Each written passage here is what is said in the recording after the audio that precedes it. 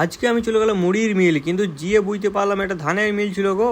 এইদিকে ধান ভরছে আর ওইদিকে চাল বেরিয়ে নিয়েছে, ধান ভরলে চাল নিয়েছে। আর ছাপাটা না তোমরাই বলো, যদি আমি প্রিন্টার মেশিনে কাগজ ভরি সেটা তো নোট হয় না 500 টাকার, কিন্তু এখানে ধান ভরলে চাল। আমার তো মনে হয় স্পেস টেকনোলজি ইউজ করতে হবে। সরকার থেকে এত চাল দিচ্ছে, তাও আমাদের চালের দরকারটা কি? ধানই বেরোক এদিকে। আরে এই দেখো মুটে গুলো, এই বস্তাগুলো নেবে ছেঁড়া করো, 30 কেজি 40 কেজি করে ওজন হয়ে গেল বস্তাগুলো তো ধান। তবু সে এই বস্তাগুলো ছাড়া চেঞ্জ করবে না। সে যাই হোক, মিলটা দেখে নিলাম, ধানের মিলটা মানে চাল হচ্ছে এদিকে, দেখাশোনা সবই কমপ্লিট। তাই আমি চললাম বাড়ি।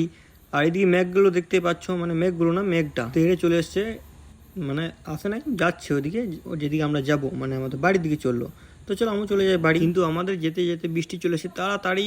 তাই আমরা 999 গিয়ার লাগিয়ে নিয়ে চললাম তাড়াতাড়ি স্পিডে, ফুল স্পিডে, অনেক স্পিডে, চাটিপানি স্পিড লয়, অনেক স্পিডে। ভাই সত্যি বলছি, আমি কথা বলি নাই, এক ফোঁটা বলি নাই। আমি যাই ভিজে ভিজে বাড়ি, তোমরা লাইকটা করে দাও তাড়াতাড়ি।